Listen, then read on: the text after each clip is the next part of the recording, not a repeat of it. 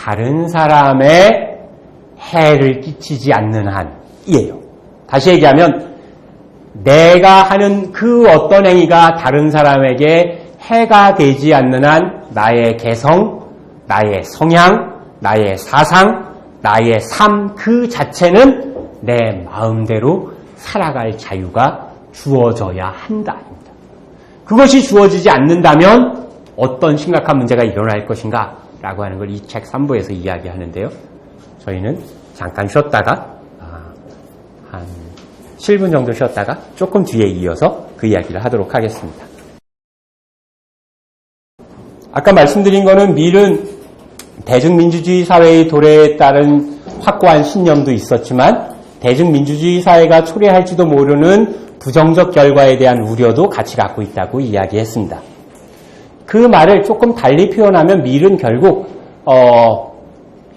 사회에 다수 대중들에 의해서 움직이는 사회 속에서 소위 소수로 불리우는 소수자들의 자유와 소수자들의 독립성이 침해되면 어떡하나라는 우려를 가지고 있다고 할 수 있죠. 그 소수자 중에 이를테면 지적으로 뛰어난 소수자들의 경우에는 우리가 선지자이거나 선각자이거나 앞선 사람이거나 천재라고 말할 수 있는 것이고요. 밀은 지적으로 뛰어난 천재라고 불리우거나 선지자라고 불리우거나 선각자로 불리울 수 있는 이 사람들의 경우에는 다시 얘기하면 뛰어난 지적 소수자의 경우에는 당대 사회의 지적인 통념이나 주류를 넘어서 나아가는 사람들이기 때문에 그 사람들이 자기의 생각을 피력할 수 있는 자유가 있어야 한다고 주장합니다. 이를테면 익숙한 현실에만 안주해서는 새로운 걸 만들어낼 수 없고 그래서 밀의 표현을 빌리자면 인류 사회의 진보와 빛과 소금이 될 수 있는 사람들은 대체로 현재의 지적 수준에 만족하지 못하거나 그 수준을 넘어서는 사람인데 그 사람들을 지적 괴짜이거나 지적 괴물이거나 혹은 대단히 위험한 사람이라고 낙인 찍고 사회에서 용인하지 않고 배제해 버린다면 그 사회의 발전은 있을 수 없다라고 생각하죠. 그러니까 그 말뜻은 사실은 다르게 표현하면 대중민주주의 사회에 따른 현명한 소수를 어떻게 보호할 것인가 라는 문제이기도 합니다.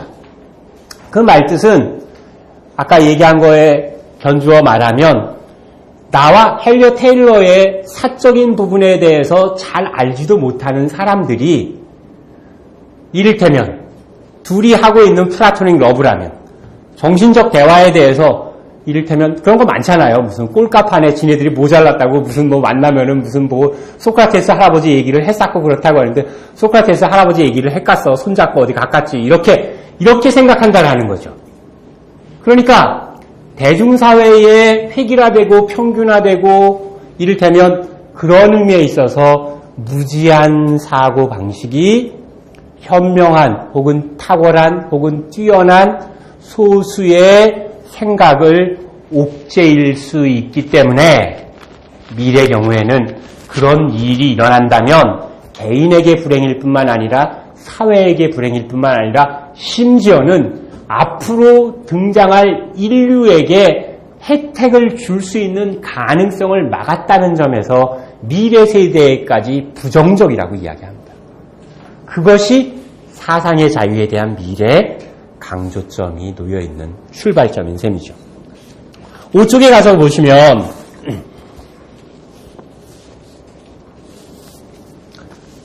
그렇다면 사람들은 왜 자기 생각이 옳다라고 확신하고 다른 사람의 생각은 틀리다고 너의 윤리적 기준은 잘못이고 나의 윤리적 기준은 옳다고 너에게는 이를테면 러브스토리일지 모르지만 내가 보기에는 불륜이라고 하는 판단을 내리는 것까지는 있을 수 있으나 왜 그 판단을 다른 사람에게 강요하는가라고 하는 생각의 밑바닥을 쫙 내려가서 미리 따져본 결과, 분석해본 결과 밀은 어떤 생각이 도달하냐면 사람들에게 커다란 자만이 하나 있다는 거예요. 그게 뭐냐면 내가 가지고 있는 생각이 절대적으로 옳다라고 하는 생각이에요.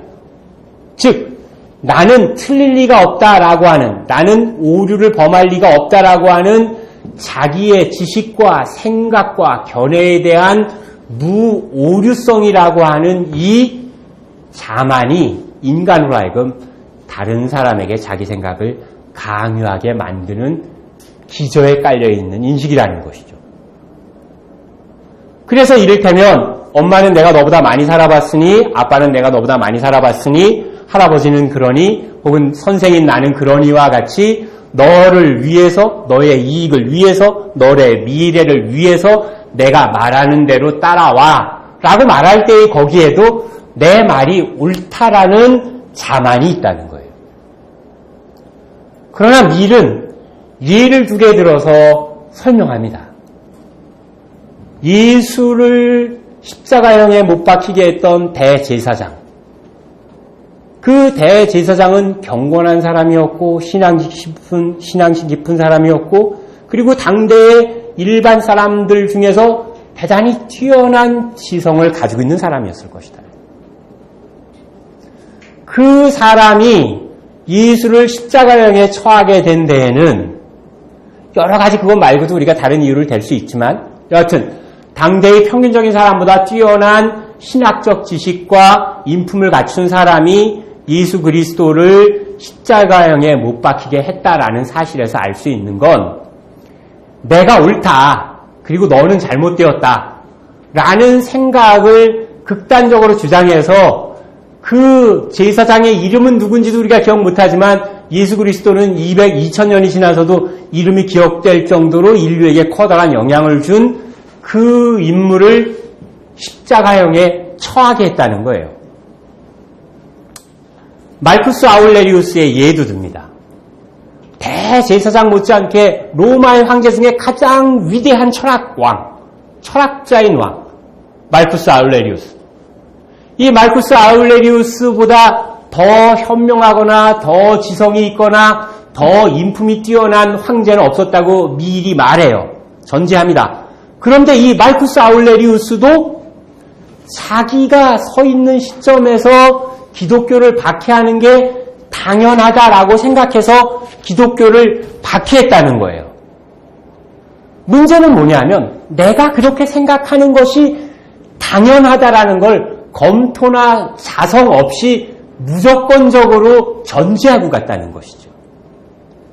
그래서 미리 말합니다. 말쿠스 아울레리우스나 예수 시대의 대제사장보다 더 지혜가 자기가 뛰어난 사람이 아니라면 그런 사람들조차도 자기가 옳다라고 하는 자만에 빠져서 문제를 일으켰는데 우리가 그러지 않으리란 법이 있는가.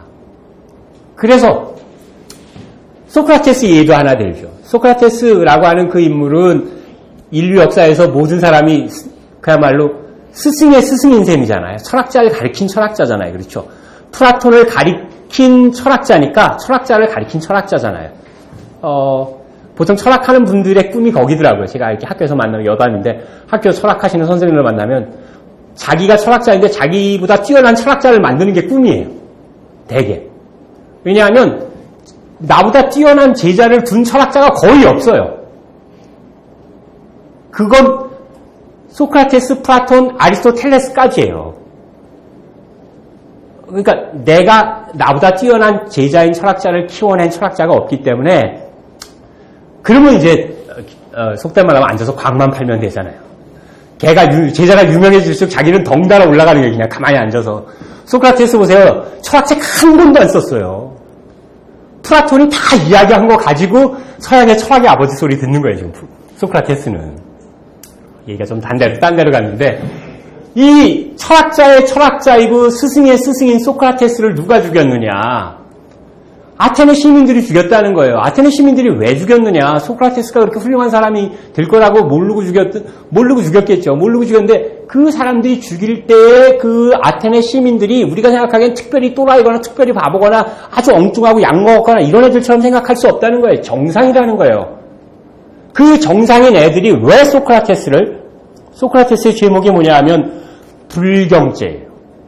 그 다음에 청소년 타락시켰다라는 타락죄거든요. 신을 믿지 않고 청소년을 타락시켰다라는 거예요. 소크라테스가 이야기하는 신, 다이몬, 소크라테스가 청소년에게 설파했던 네 자신의 영혼을 돌보라고 하는 그 논리가 옳다 하지 않더라도 그 생각이 옳지 않더라도 그 생각을 말할 수 있는 자유, 그 생각을 펼칠 수 있는 자유가 계속 그리스에서 주어졌더라면 훨씬 발전했겠죠. 근데 왜 소크라테스는 죽었는가? 청소년들에게 주는 소크라테스의 메시지와 소크라테스가 생각하고 있는 기존의 그리스 신들에 대한 합리적 사유라고 하는 걸 받아들일 수 없다예요. 왜 받아들일 수 없냐? 내가 옳고 소크라테스는 틀렸다는 거죠. 그러니 저런 잘못된 생각을 하는 놈은 벌을 줘서 혼내야 된다예요. 그러니 우리는 소크라테스의 죽음에 주목하지만 미리 강조하는 건 소크라테스라고 하는 다른 생각, 예수 그리스도라고 하는 다른 교리, 그리고 기독교라고 하는 다른 신앙생활을 용인하지 못하는 사회적 불가능의 뿌리는 내려가면 너는 잘못이고 나는 옳다라는 생각이라는 거죠. 내가 잘못인데 너는 옳다라고 해서 탄압하진 않는다라는 거예요. 따라서 미리 강조하고자 하는 것은 한 사회에 있어서 큰 원칙에 대해서 시비를 걸 수 없는 사회라면 그 사회는 다시 돌려서 말하면 우리 삶에 있어서 가장 중요한 문제가 토론거리가 되지 않는 사회라면 그 사회는 죽은 사회라는 거죠.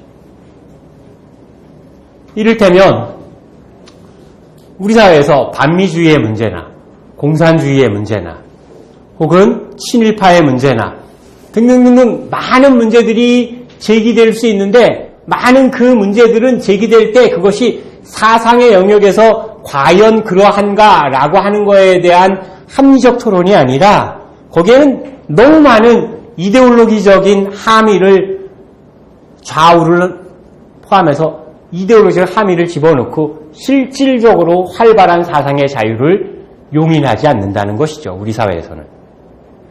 그런 사회에서는 뛰어난 사람은 대중에게 낙인 찍힐까봐 자기의 생각을 숨기게 되고 평범한 사람은 그저 편안해지려고 생각하는 게 귀찮으니까 다른 사람의 생각을 쫓아가게 되고 미는 여기서 유럽 중심주의라고 말할 수 있는 것 중에 하나지만 유럽이라고 하는 지역이 다른 지역에 비해서 오늘과 같이 활기찬 문화를 만든 이유 중에 하나가 그런 생각의 다양성, 취향의 다양성 그리고 그 사람의 생각에도 진리가 있을 수 있다라고 하는 모든 생각은 다 부분적 진리를 함유하고 있으므로 너 역시 나 역시 마찬가지라고 하는 그런 관용의 정신이 유럽을 활성화시켰다라는 거예요. 유럽 문화를 활발하게 만들었다는 거예요.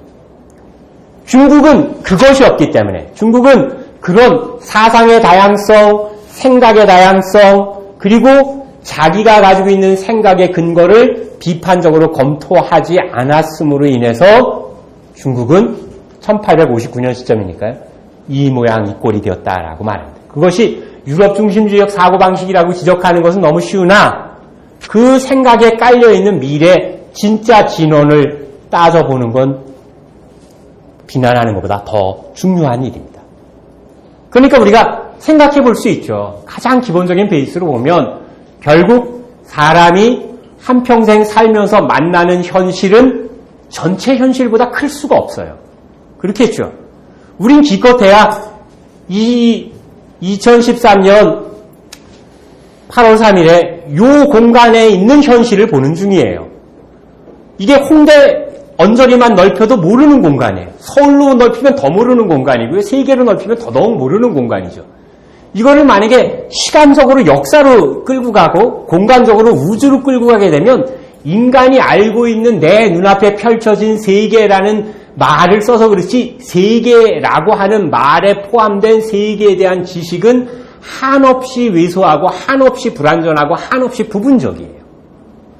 그러면 미리 말하는 것은 우리가 가지고 있는 지식이 이렇게 부분적인 지식이라고 하는 것을 서로 인정한 상태에서 너의 지식과 나의 지식의 불완전한 점들을 보완하기 위해서 이야기하는 것, 토론하는 게 무엇보다 중요하다는 것이죠.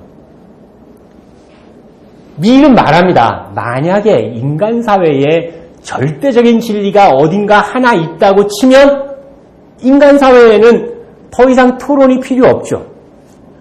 절대 진리라는 게 하나 있으면 그건 토론의 대상이 아니라 절대 진리를 가지고 와서 다음 사람에게 전수만 해주면 돼요. 이를테면 지식으로 얘기하면 캐톨릭이나 무슨 종교할 때 보면 우리가 그 초신자 기본 교리문답 같은 거 하잖아요. 주어진 절대의 진리가 있으면 그 진리를 묻고 답하고 하는 과정에서 교리문답을 통해서 전수만 하면 된다고요. 근데 밀은 그런 의미의 절대적 진리란 인간이 아직 인간의 현 단계의 불완전한 인간으로는 도달할 수 없으므로 우리는 진리에 대한 부분적인 모습들의 모자이크를 합심해서 짜맞춰가는 수준에 있다는 거예요. 그러니까 미리 말하고자 하는 개인의 자유가 용인되어야 하는 그 기저에는 인간의 인식의 불완전성과 인간이 가지고 있는 오류 가능성에 대한 인정이 놓여 있는 겁니다. 누구나 다 인식상 실수할 수 있고 누구나 다 오류를 범할 수 있다. 그 오류에서 자유로운 사람이 나는 자유롭다 이렇게 말하는 사람이라면 묻는 거죠. 마르쿠스 아울레리우스가 네가 뛰어난가? 대제사장보다 네가 신학적으로 뛰어난가? 그렇지 못하다면 그렇게 뛰어나다는 그들도 그 오류의 가능성에 대한 눈감음으로 인해서 커다란 과오를 범했는데 범인인 우리가 그런 과오를 범하지 않으리라는 보장이 있는가? 이렇게 묻는 것이죠. 자, 요컨대 진리를 쥐락펴락하는 존재도 사람도 그러한 제의도도 있을 수 없기 때문에 밀은 언제나 인간은 자기가 자기의 반대쪽에 있는 사람들의 의견에 귀 기울여야 한다고 이야기합니다. 자, 넘어가시기 전에 그 5쪽에 보시면 지금 논하드린 아까 제가 잠깐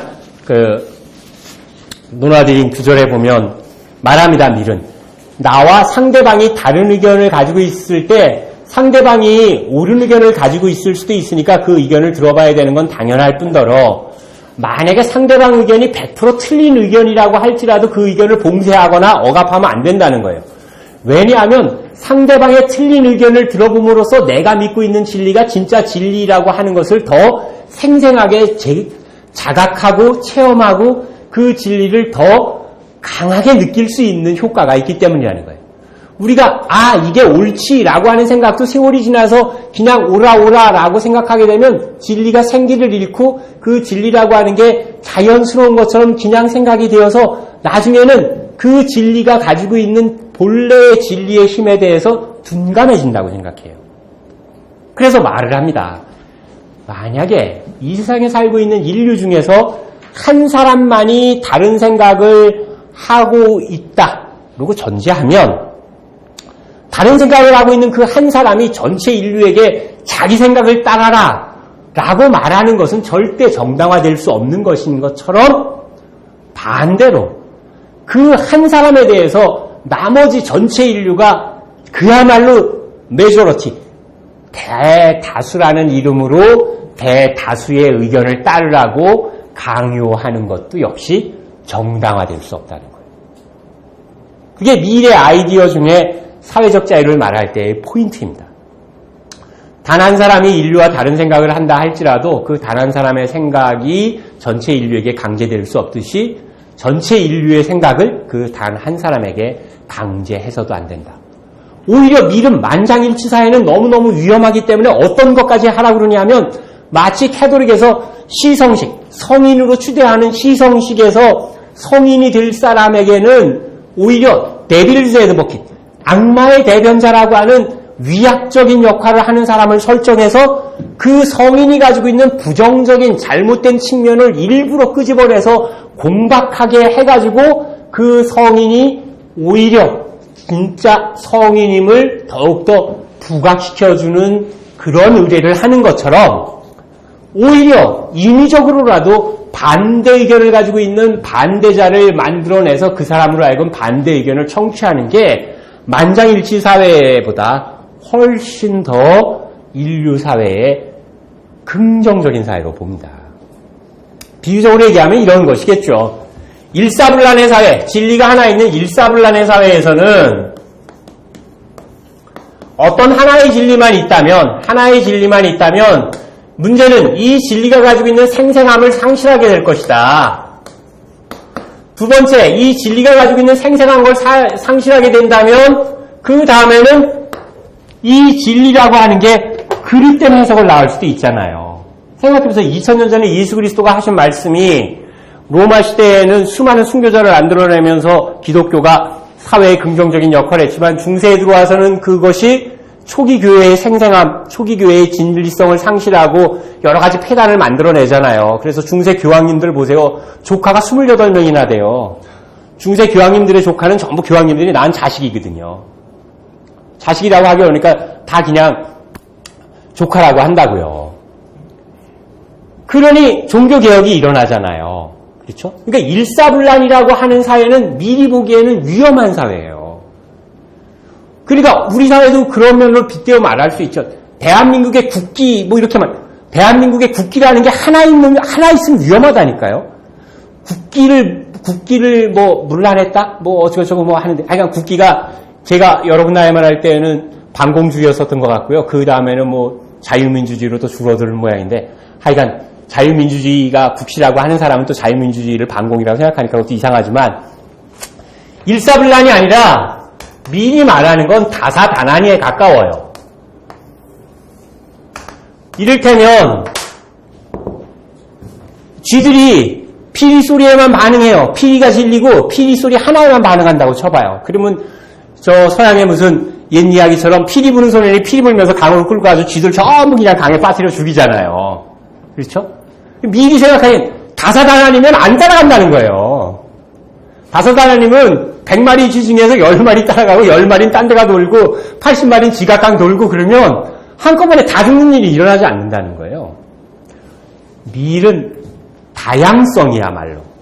사람은 공장에서 찍어낸 기계가 아니라고 자유론에서 말해요. 사람은 모형대로 찍어내는 기계, 붕어빵이 아니고 사람은 생김이 타고난 품성이 저마다 제각각으로 자라는 나무와 같다라고 생각해요. 사람은 생명의 나무라고 봐요. 생명의 나무의 뿌리가 어디로 나아갈지는 아무도 알 수 없어요.